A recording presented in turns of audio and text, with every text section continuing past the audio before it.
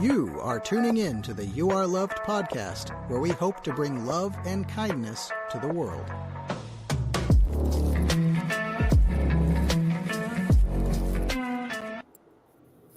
Welcome to another You Are Loved podcast. And today we have amazing Jen Clarke, who is a seasoned advertising strategist and the founder of Moondays Candy Co, a groundbreaking CBG startup redefining women's wellness with over 15 years of experience leading integrated marketing campaigns for global brands such as P&G, Kellogg's, and GSK. Jennifer's honed her expertise in brand storytelling, digital ecosystems, and data-driven strategies. Jennifer believes strongly that brands have the power to galvanize communities, change life for the better, and fundamentally reshape the fabric of society. At Moondays, she lends this perspective to creating functional foods and tech for women. Jennifer's unique perspective bridges the worlds of advertising and entrepreneurship, delivering transformative experiences that improve the quality of life for many. Welcome, Jen. Thank you so much for coming on. We really appreciate it. Thanks for having me, Jackie. And I know that was a mouthful. Not as long as some that I've received, believe me. It's like 4 paragraphs long. So it's great. So thank you so much for hopping on. Oops, I put that on silent. Oh, it's my other phone. So yeah, I'd love to learn a little bit more about your past. How did you get into creating Moondays? And let's share me your story or share with the audience. So I think there are a couple different paths that led to Moondays, and they all sort of converged at once. So I'll start from the very beginning. About 10 years ago, I had a large uterine fibroid the size of a grapefruit, so like as big as my face, in my tummy, and had no idea that this was something that could even happen to my body. So I wasn't at all prepared for it. I'd have major surgery, and then after my surgery, I started using supplements to manage my health and to ensure that they didn't come back. Fast forward a decade, I'm working in innovation, I'm working in advertising, and I start learning about functional foods and that there are fortified foods that can deliver the same nutrient load as supplements. So I was like, I know a lot of women have problems with PMS. I wonder if I can make this into a candy that helps a lot of people. And so that's kind of where the idea for Moondays came from. And then the courage to start it, we can save that for the next, bit of chat, but I told you earlier I had done like an ayahuasca ceremony. I saw these visions for my future, and then I became a candy maker. That's awesome. So that's fantastic. I mean, and you did some other stuff before that, like within marketing as well, right? And it did a lot of that help bring you into like where you are today and wanting to create your own brand in addition to what you just discussed? Absolutely. And so I've worked in advertising for approximately 15 years. I basically watched the show Mad Men and thought, I want to do that, and had no idea what I was getting into. And I lived in New York. I worked for McCann, which, as many people know who watched Mad Men, was the villain in the show Mad Men. It was a very challenging role, very demanding. And I worked on all kinds of companies. I worked on 60 different companies. More than that over the years. And I learned that brands, the way they move through the world, are the part of a company that people have passion for. It's the part that makes us feel something. So it's one thing to say, and I'll give you a perfect example of that. Nike is, one of the brands that we all admire, that everyone knows. But, if you watch the movie Air, a shoe is just a shoe until someone steps into it. And so that building of the brand is about creating meaning around a product. And so that's kind of something I developed an aptitude for while working in advertising, and that I sort of been bringing to Moondays. Our aspiration is to be the liquid death of women's wellness. That's awesome. So you were in corporate America, and then now you've decided to venture out and do your own stuff. So really, like, what opened up your eyes to wanting to do that? Like, share a little bit about that, like when you had your ayahuasca ceremony and so forth. I just think that's interesting. And so being like on the West Coast, I know that's a little bit more popular on the West Coast than it probably is the East. But we'd definitely love to know a little bit more about how was that and how it benefited you. Absolutely. So I can start at the beginning. I started hearing about plant medicine years ago from friends. I knew people who did ceremonies, and I was like curious. And then about 3 years ago, I finally got the courage to research and find a place to do a ceremony. And so I did my first ceremony. I had all these insights. At this time, I was still in corporate America, and I had all these insights about my own personal strength and my own personal power, and how I needed to step into that. And just that simple act was sort of the beginning of this journey. And I would end up doing 2 more ceremonies. And in my last one, it's when I decided to do the candy company. So in my last ceremony, I had just left a job in corporate America. I was kind of between gigs. I was trying to figure out what to do next, which is for a lot of people a good time to visit with plant medicine. And in it, I had these insights about creativity. Like over the years of working in corporate America, I'd stopped painting. I've been a painter my whole life and an artist. So I came back to my art. I also saw this strong need to have meaning in my work, to do work that I knew could do good for people.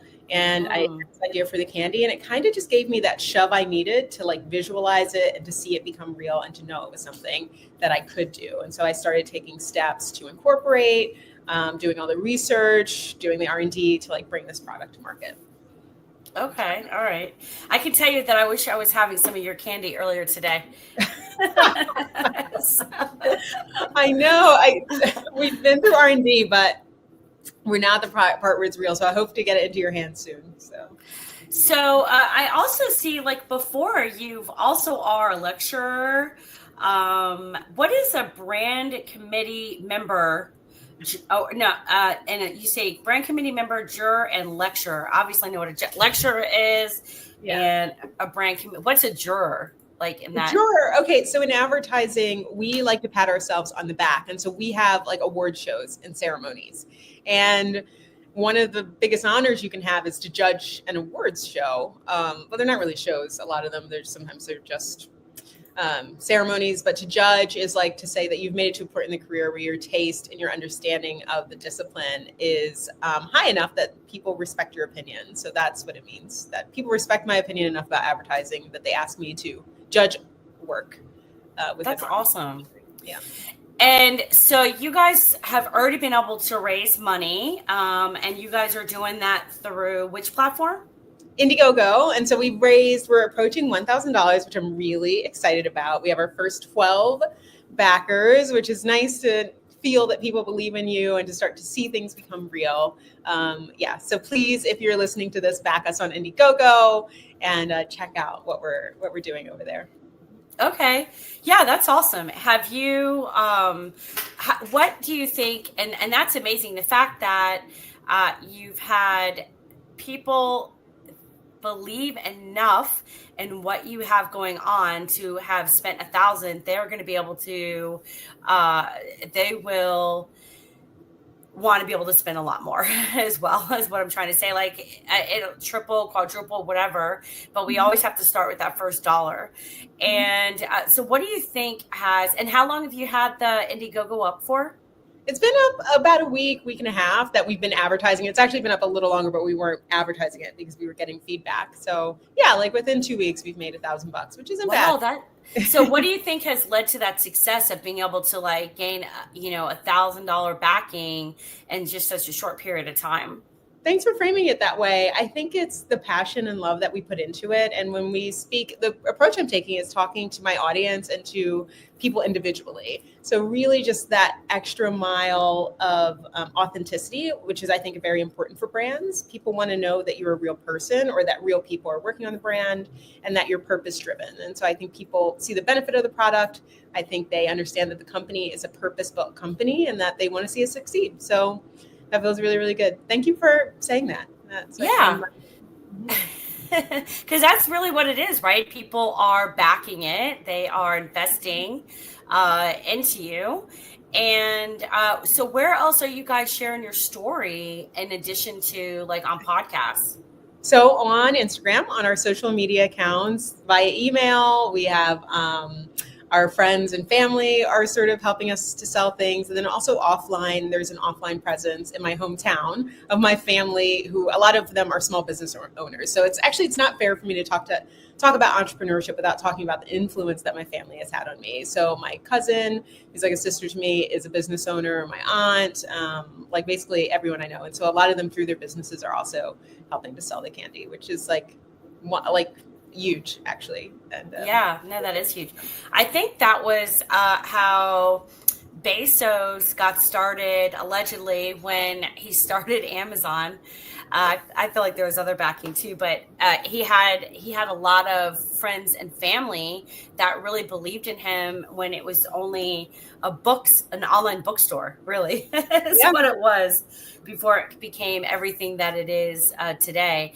And then I think I was like watching a pod not a pod, but like a documentary on Elon Musk on YouTube. And it talked about when he was doing, I think it was SpaceX. I think it was SpaceX, that company.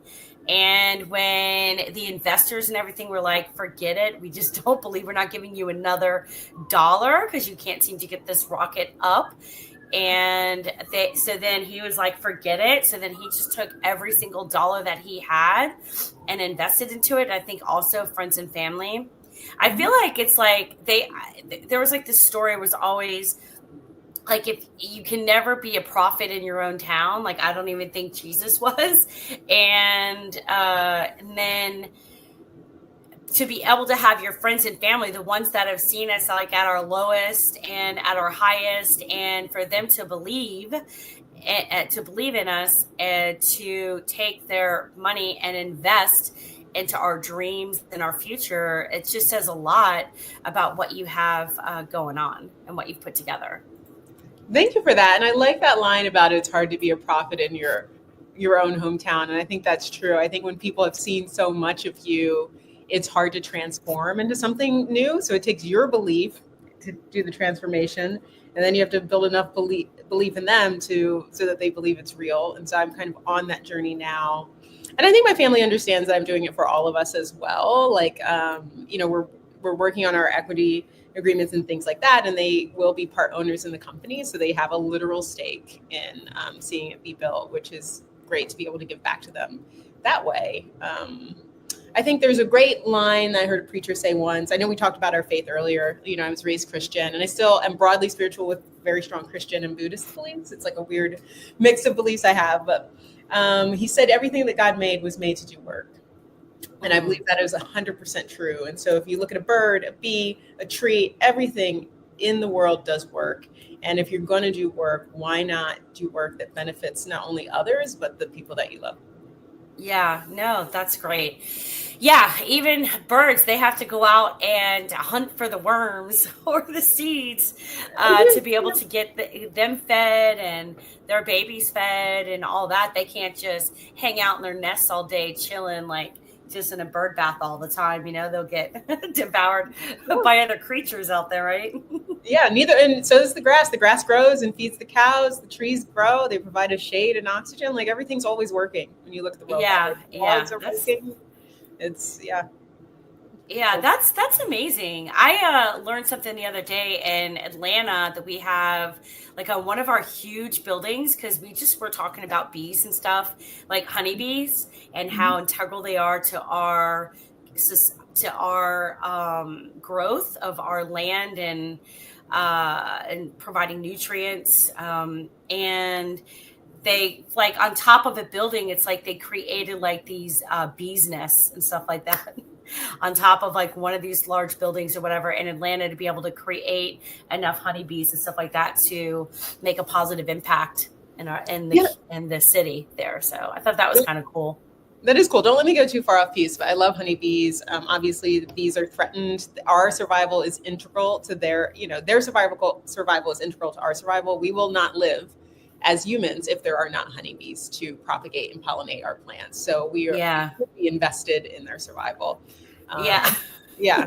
So that's awesome. So Now, that's so interesting. I didn't realize that because you didn't tell me that yesterday in regards to the fibroids, and had actually asked you about that and if it would help women with like cystic fibrosis.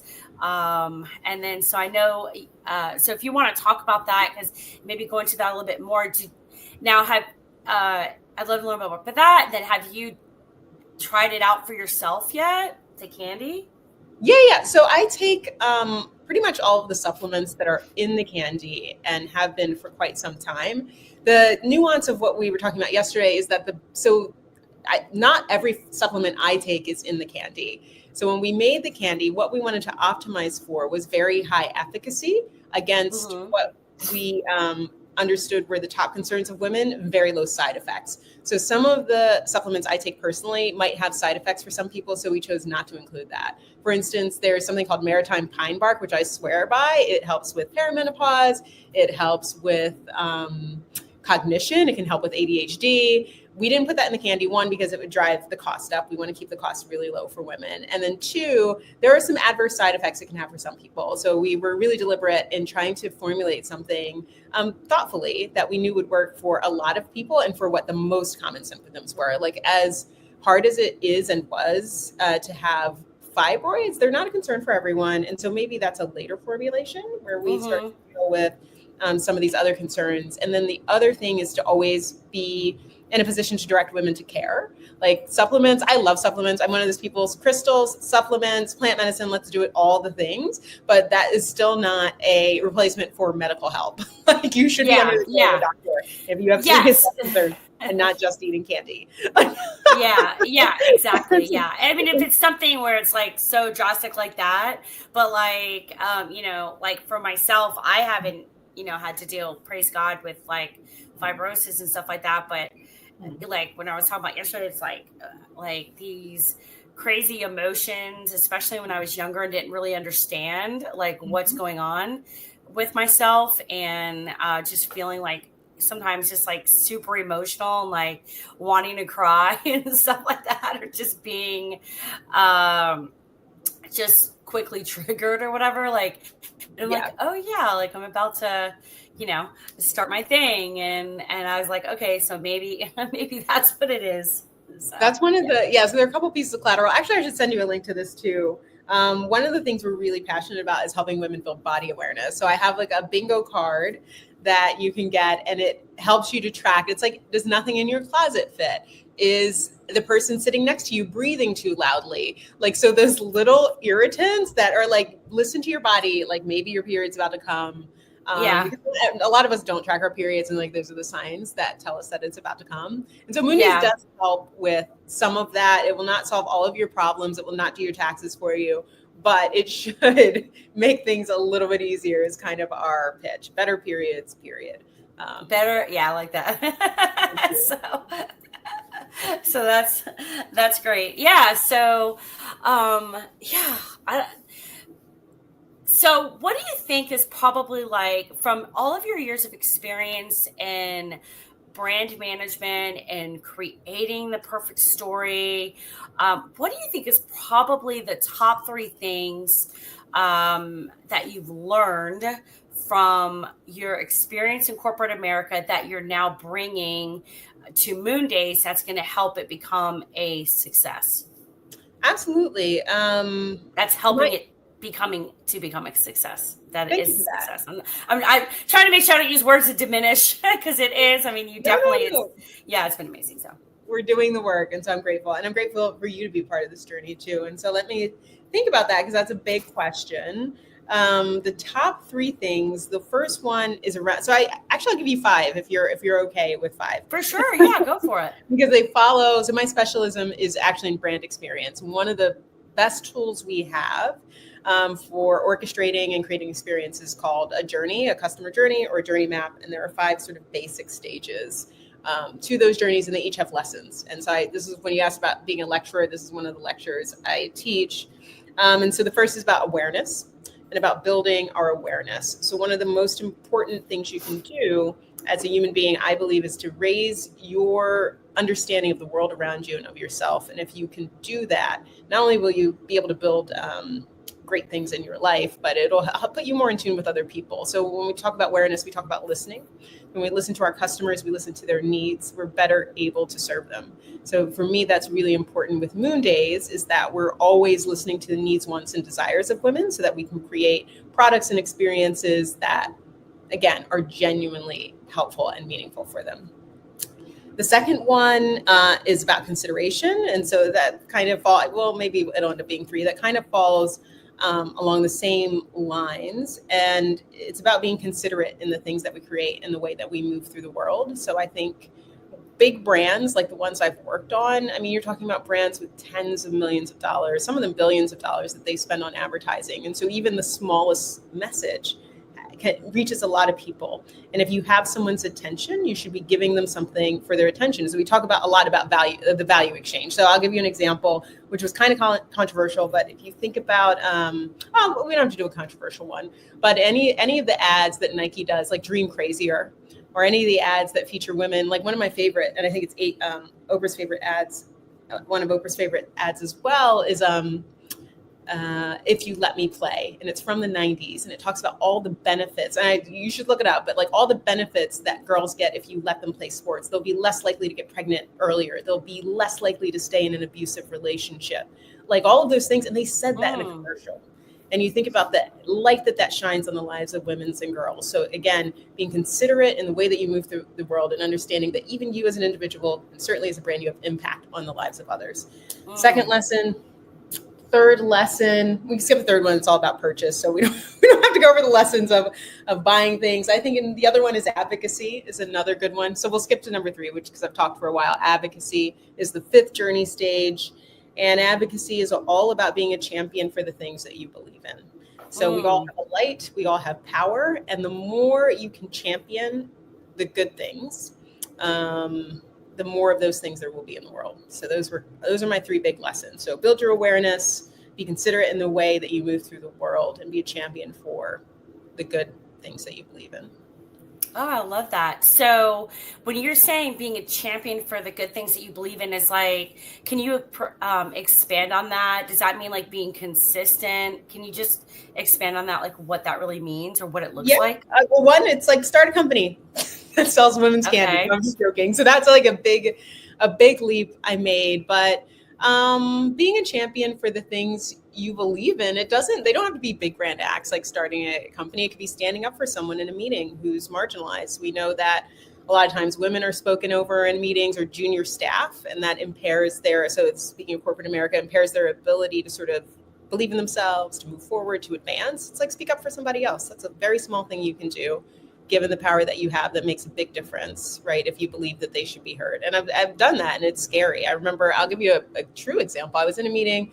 There was a much older, very senior person in the meeting, and a junior woman on the team said, like, I believe this, and I think this. And she's like, and he said, I only want to hear from people that are going to be in the room tomorrow. We were going into a pitch. And I said, I want to hear what she has to say, and I'm going to be in the room. So I'm going to give her some of my platform. I want to hear what she has to say. And so that creating space for someone else with the power you have is just a really small way that you can be a champion for the things you believe in. Because the outcome of me not doing that is like, maybe that person never speaks in a meeting again. You know what I mean? Yeah, that's so true, because then it really was like, a moment where he was trying to shrink her down, and you stood her up to allow her to stay up, Yeah. So that's a really small personal thing, but anytime you can do something like that for somebody else, I think you're doing good work. Yes. Yeah. So I think that's amazing. Yeah. I'm like a justice fighter. Like my friends are like, Jackie, calm down. It's okay. I like a mama bear for my friends, Well, I can see that even with the brand you've built. I mean, I love the premise of You Are Loved. I love what you're doing. I mean, it's exciting and it's needed, and yeah. Thanks. We just have to be able to I've always done podcasts and stuff like that, but we just really need to figure out the whole marketing part of it. Well, let me know. We'll do a session. I'll talk you through some ways we can collaborate. And so, yeah, We'll do that would be offline. great. We'll talk about that offline. Yeah. So, but I think that's awesome. So, and then with Moondays, I just can't wait. I can just imagine, like, I'm just like picturing that after you get your initial launch and everything is blowing up and like going viral and so forth, that women will start wearing like t-shirts or mugs or something, or like I'm a big t-shirt girl, so like t-shirts or mugs or hats that say Moondays on it, or like the back of the shirt says better periods period, and like I would totally wear something like that, especially because some people, like my friends and stuff like that, and every once in a while people see me on social media, but I love to smoke a cigar. And so I would totally wear something like that to like the cigar shop just to make the guys uncomfortable. And I just think it would be absolutely hilarious. I'd love that. And so I'll definitely get a t-shirt out to you when we start making them. And the interesting thing I'll tell you one of the interesting things about founding Moondays is how interested in the product men are, surprisingly. And the interesting thing is that because it's candy, it destigmatizes those conversations. People are comfortable talking about candy, right? Yeah. Talking about candy isn't the same as talking about periods and blood and all that kind of things. And so as soon as I tell a man that I make this candy, they're like, oh my God, I want that for my wife or my girlfriend or my daughter. And then the other thing I tell them is that it will make you a better person. So not only for purchasing it, it's like you'll be less annoying for that 1 week a month when this is an issue if you buy this. When you're like really annoying. There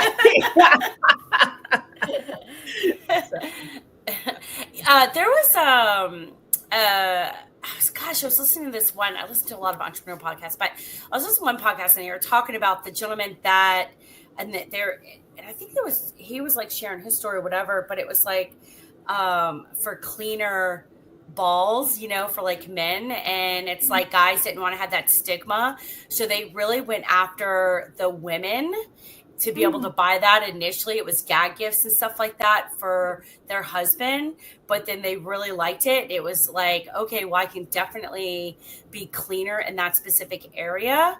So I just think that women, for ourselves, a lot of times we just really want to be able to have this and, less cramps, less emotional, where our emotions are all over the place, and just feel so-called normal, I guess, as we do the rest of the month. And really, like, a lot of, it's like, for me, it was always like half the month. For me, it was like 2 weeks. It was the week prior, right, when my body's cycling up to that, and then a week during, when I was going through the process and stuff like that. So what made you guys decide to go into like candy instead of like a serum or a supplement or something like that? What made you decide to choose candy as your product to put these nutrients in? So that was interesting. And so something you said, I want to go back to when you were saying it's like half the month you're dealing with this. Yeah. So one of the things we understood about the process, so, doing brand experience work and innovation, you spend a lot of time researching problems. So before I made the candy, I researched this problem. Obviously I've lived with some of these challenges for a good portion of my life, and not all women have PMS problems. Interestingly, PMS is a symptom of broader problems, and it's usually very often related to nutrient deficiency. So there are, to your point, a lot of different ways you can address nutrient deficiency. You can address it with supplementation. You can address it, you can address it with diet changes and things like that. And so, but when you consider the broad spectrum of things you could do, one of the behaviors that we saw women exhibit is that women crave candy 70 to 90%, depending on which study you look at. 70 to 90% of women crave candy right before menses. And again, your body is asking for its sort of nutrients, and it doesn't have language, so it has to give you cravings. Yeah. So I said to myself, it's like, well, why don't we meet that craving with that need for candy with something that's actually going to help and that's actually nutrient dense, that's going to fix some of these challenges. And so that's kind of why we landed on candy. It's because it was an existing behavior. I think a lot of people make the mistake of trying to change people's behavior, but I'm a big believer that a brand or a product should meet people where they already are. So if this is something women are already doing, why not meet women where they already are and actually try to help? I actually Oh have some yeah, I love that. here. Yeah. Yeah, been craving Haribo, and I've gone out and bought some cola candy. And I wish it was also fortified with nutrients. So Yeah. I've been off soda for like a month and a half, 2 months now. It's been great. So, but I was so craving sugar today, and so I just put a little bit in my tea, but that was about it. But I usually try to stay away from sugar altogether. let's Yeah. see. Yeah. I try to limit sugar. I think sugar has definitely become the villain. I don't believe in villainizing any food, because food is, there's a joy in eating. There's a joy in food. I think we're taught. I think the poor relationship we have with food then translates into poor relationships with our bodies, right? And so my belief is that we should love the food we eat. We should eat foods we love in everything we'd like in moderation. And sugar among them. Like, I try to eat less sugar, but it's like sugar is, probably not going to, a teaspoon of sugar in your tea, give yourself some grace. It's probably going to be fine in the long run. Yeah. Unless you have like a medical condition like diabetes, it's like, you're probably good with that teaspoon of sugar.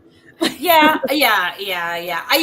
I started for a little while. I was like, got addicted to soda, was wanting to have a soda every day. And I was like, then I was eating bread, and I love rice. I did have a little bit of rice today as well, but it was mixed in with vegetables and chicken. So, but I was just too much. Like, I was like almost every meal, like I was eating something that processed as sugar. So I know what you mean. Bread, starches, whatever. Yeah. So I cut everything out for like 2.5, 3 weeks. And then I'm slowly introducing myself, but I'm moderating it much better now. Like, I really don't eat bread. I don't really have a desire for it. What's crazy is I still love like Pillsbury biscuits and so forth. And so on the weekend, like, I love cooking. Breakfast is like the meal that I cook, but I love like eggs, turkey bacon. And I was like, okay, I want to get a biscuit. Like, I'll just make some biscuits. But then after like after it cooled down, it just tasted like chemicals. I was like, oh, this is awful.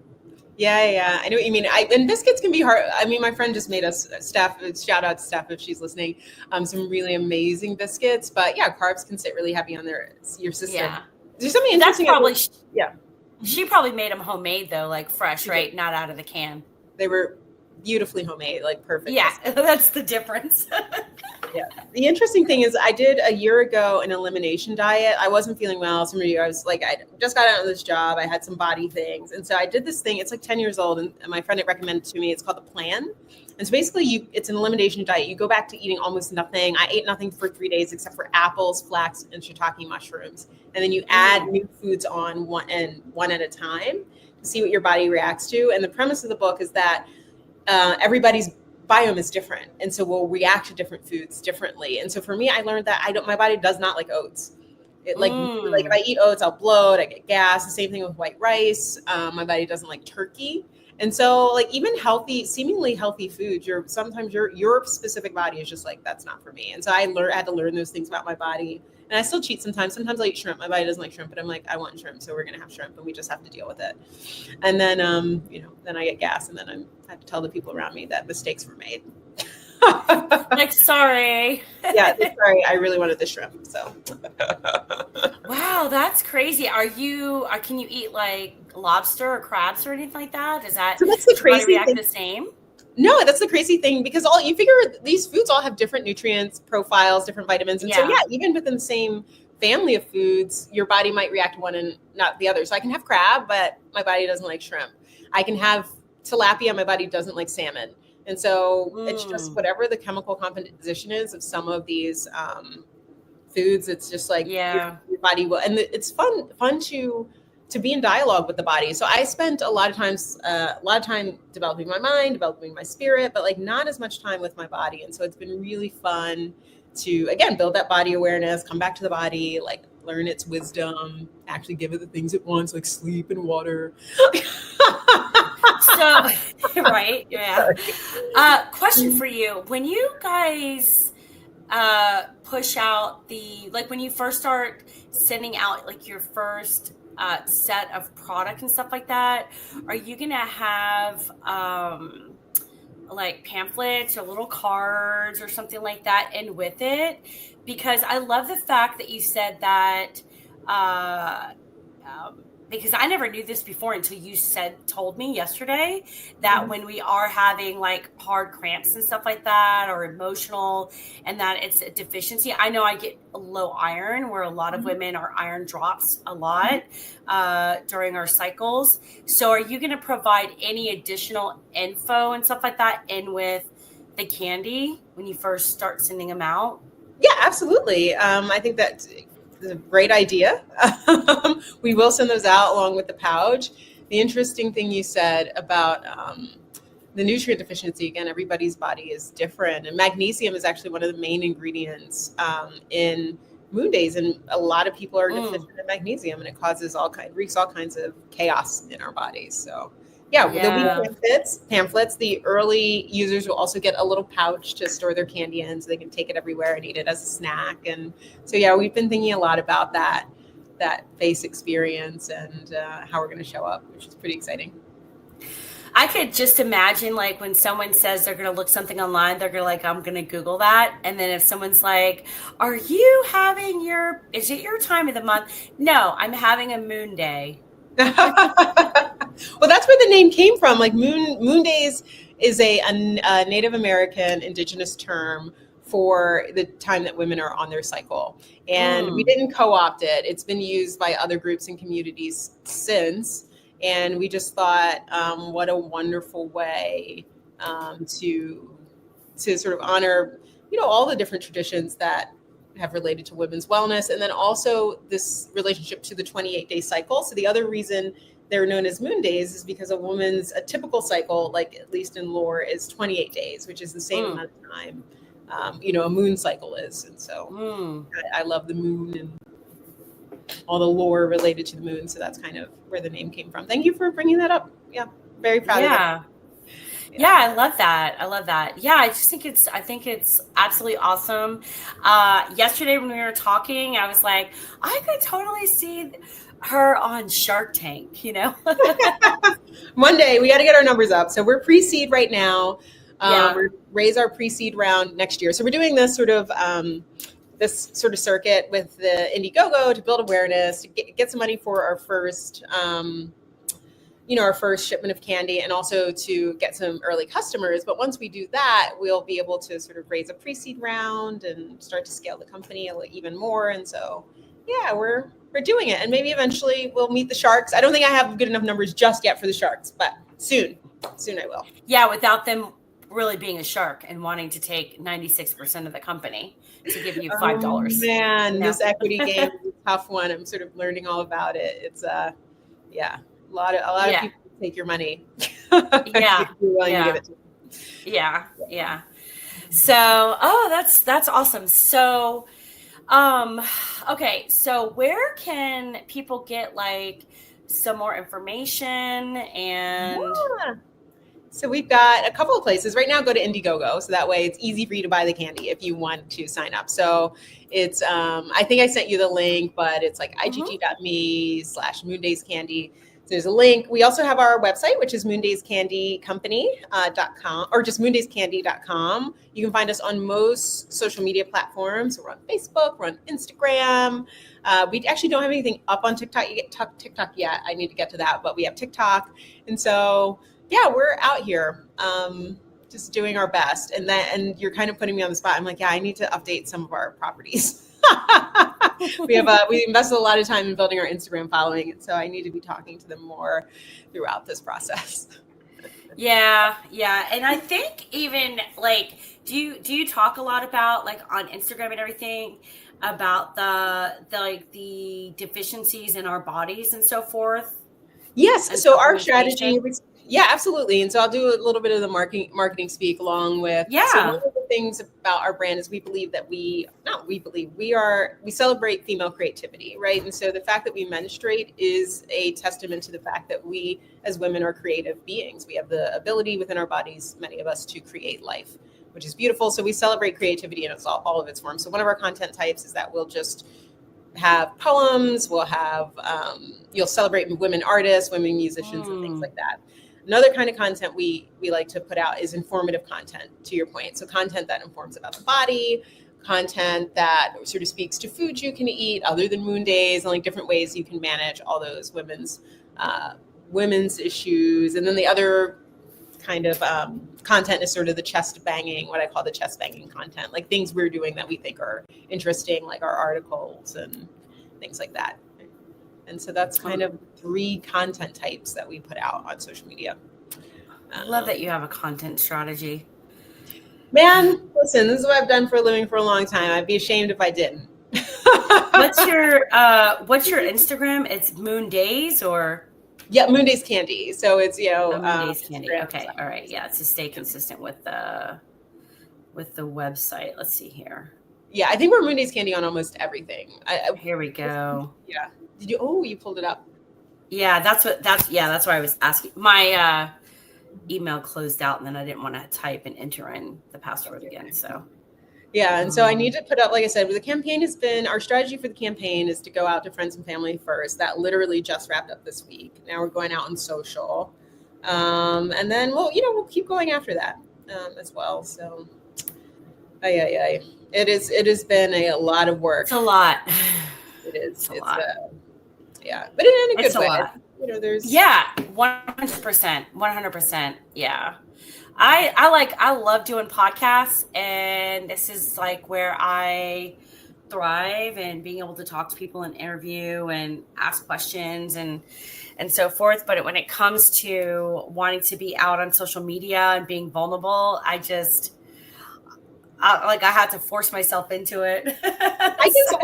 First of all, I can see and feel your talent for podcasts. So again, thanks for having me on, and thanks for sharing your gift with me in this way. But I do the same. Social media is hard. It's hard because the way our society uses social media is as a place of judgment, and you don't know what reaction the things that you are going to put out will have in the world. Mm-hmm. And one of the interesting things we talk a lot about in advertising is exactly that. So your content sort of has to get people's attention.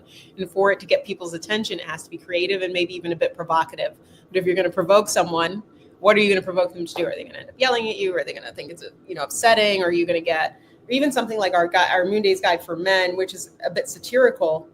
What if people don't read it as satire and they think you're being serious and they get upset? So you just have to manage all that. You have to sort of have it in your head that whatever way people react to it, it's like you will be able to handle it. But thank you for bringing that up. I know, because I need to be on social every day, and I'm not. So look, no judgment from me, because it's like I was looking at my Instagram and my TikTok, and I was like, okay, it's just video clips from the podcast, which is great. But that for me, it's like, okay, it's a lack of me getting out there and posting and, and being, more vulnerable and open and so forth. But I love your Instagram. I love the variety and the content and so forth. Yeah. We got some good engagement on some of it. Like I said, I haven't posted in more than a month. So, but you have over 8,000 followers. That's great. I do. We gotta keep up the growth, though. That's the platform we've invested the most. By we, I mean me. I've invested the most in energy into, but I need to sort of start translating that into other platforms. Like, we're not, obviously we don't have as many followers on YouTube or Facebook or some of these other channels. Yeah. When you're a small brand, what I tell people when I work with small brands and startup founders is to just give yourself some grace and to take your time, because the brands you're competing against, so like if you're competing against like an UGG, which was a client, or P&G, it's like these companies have millions upon dollars to spend on this, and they're not getting this kind of attention. And so what people are actually coming to you for is your authenticity, your voice, the special things you have to bring. So just do those things and you'll grow your audience. It's hard though. Actually, Ira Glass talks about this, This American Life. I'm pretty sure it was him. He was like, the hard thing when you're just starting out at something, especially something creative, whether it's writing or painting or something like that, and you have taste, is that you know what you're creating hasn't met your taste level yet. And it takes a lot of energy and effort to sort of push through that discomfort until you actually get really good at the thing you're doing. And so I think saying this out loud, that's the exercise for me. And I hope other people hearing that also internalize that. So just keep pushing through those challenges and you'll get to where you're supposed to. So I'm going to throw a question out there. I don't know if you do or don't, but what do you would say is probably like a one book that's really made a huge impact and helped your entrepreneurial life? Interesting. So it's not going to, the first book that came to mind, I'll talk about that book and then I'll talk, maybe there's an entrepreneur book. I almost cried. As soon as you asked that question, I think about The Alchemist. Have you ever read The Alchemist? I've heard of it. I've heard it. I probably would know if I read it. I just know that I've needed to read it. It's a very good book. It's very inspirational. I won't spoil it because there are some, it's a spoilable book if I tell you too much about the plot. But long story short, it's about a young man who's on a hero's journey to find his treasure. And I think about my life in that way. Like I am on my own hero's journey to find treasure. And that doesn't always mean money, but the treasure could be the gifts that you find along the way, the people that you meet. And I think just having that mindset is really helpful as you move through life. And so that is a big one. From an entrepreneurship, I read so much here. I'm going to open up. I'm going to have to consult Audible for this because I read so many books. I've read a lot of Napoleon Hill. And so his books are, Think and Grow Rich is a good one. And Think and Grow Rich is important because it talks about the link between our thoughts and our actions. And so a lot of the purpose of the book is that to build wealth or to build anything, you need that consistency. I think you referenced the word consistency earlier, but consistent effort applied against a problem or challenge, right, is going to eventually produce results as long as you're, it's time well spent. And so that is something I think about. Like, what if I'd had the courage to do this 10 years ago when I first had fibroids? Where would I be now if I had applied, my effort and energy consistently? So anything by Napoleon Hill, certainly Think and Grow Rich, is really good. I read a lot of books. Advertising. Oh, shit. I just started Audible. Sorry. I was making sure I downloaded it, but I downloaded The Alchemist, but I know it's starting. I think that's really like just based off the story. And I think a lot of entrepreneurs can kind of relate to that with The Alchemist. I think that was really kind of perfect. Thanks. Okay, good. I don't have to go through my whole hundreds of books. It's just really like one, I felt like that was the book that you needed to talk about that made a huge impact in your life and inspired you to get where you are, to help. It was one of the things that inspired you to help you get where you're at today, Yeah, absolutely. There's a book, I don't know if you've, one of the two that I always kind of recommend is The Gap and the Gain by Dan Sullivan and Dr. Benjamin Hardy. Have you read that one? No, I know Dan Sullivan, but let me write that down, The Gap and the Gain. Yeah, and it really talks about how we may be like, we're either in the gain, like looking forward, or we're in the negative mindset in the gap. Ooh, okay. And it's really good. And especially if we're, in this entrepreneur game, and it's like where we are, if there's days that we're struggling and feeling kind of like crap or whatever and putting ourselves down or whatever, this is a great book to really shift our mindset and to say, you know what, no, I am amazing. Look at all the stuff I've accomplished. That's why, writing stuff out in a planner and journal and stuff like that is so important to look at the things that we do. And then the other one is, which is a short book. It's a short on Audible. It's great on Audible. It's only 2 hours long, 2 hours and 21 minutes, but it's The 4 Agreements. Have you done that one? I love The 4 Agreements. We haven't talked about it, but I love Don Ruiz. I think it's Don Miguel Ruiz. It's like, The 4 Agreements was a really impactful one for me as well. Thank you for reminding me of that. And to your point, it's short. I should read it again. I keep it on Audible, so I just go through it like every couple months. I go through it again to remind myself, what am I agreeing to in myself? What am I agreeing negatively about, like my business, and I just think that's so important for people to understand that about themselves and just want to like agree to being a healthier part of themselves. So because I think part of this you were talking about, was it you that was saying this yesterday, like you were wanting to create a legacy for your family? Mm-hmm. Yeah, I do 100%, or be a part of a legacy that we build together.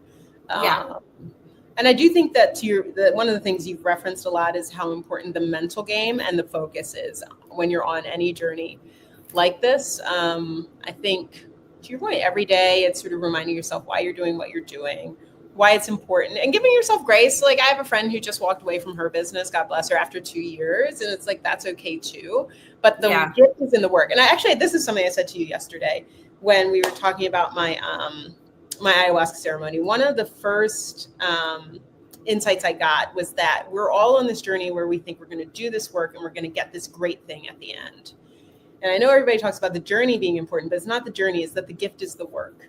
So the gift is the work you're doing. And when you do the work, there's always more work. And the important thing to learn, especially about healing, is that your healing is always somebody else's healing. The gifts that you bring and you attract for your family and yourself are always going to be gifts for other people. And so that's why when we were talking about some of this stuff and some of the stuff you said, it's important to sort of understand where your mind is and where your focus is, why you're doing what you're doing. So yeah, the gift is the work.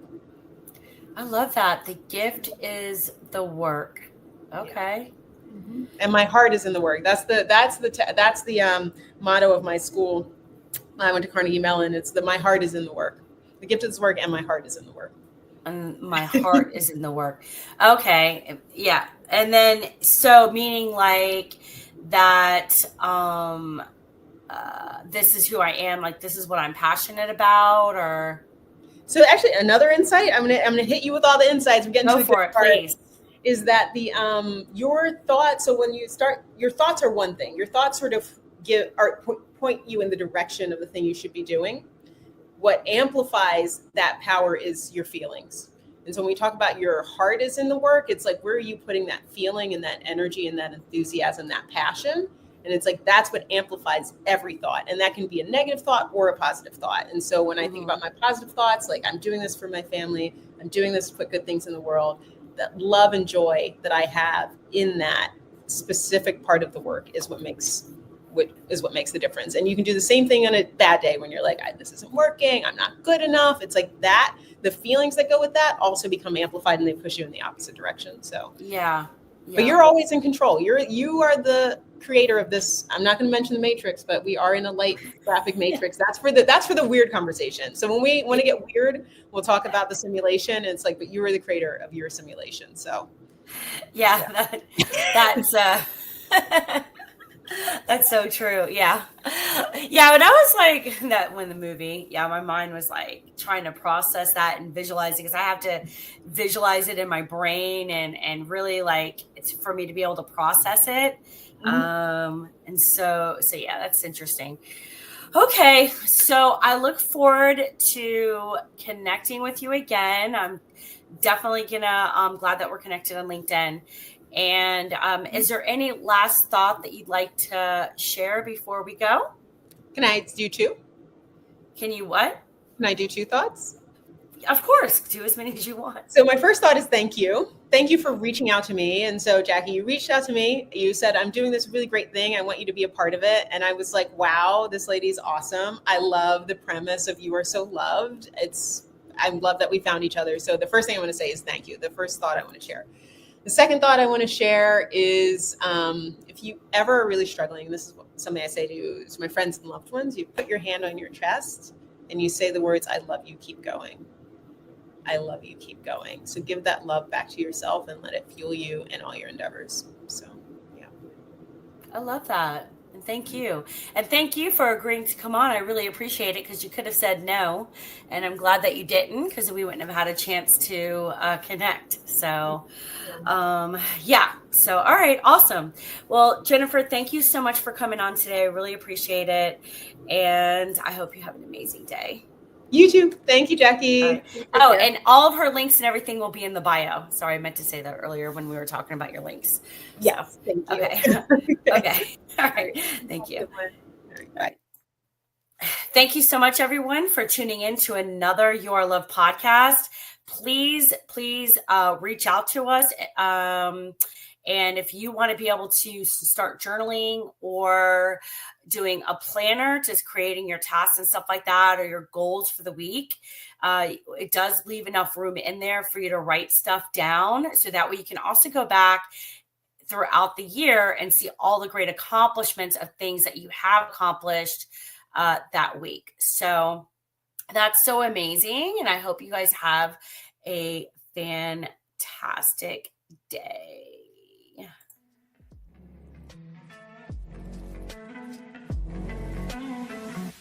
Thank you for tuning in to another episode of You Are Loved. If you have any topic ideas or would like to be a guest on the show, please hit us up on Instagram at youareloved.store.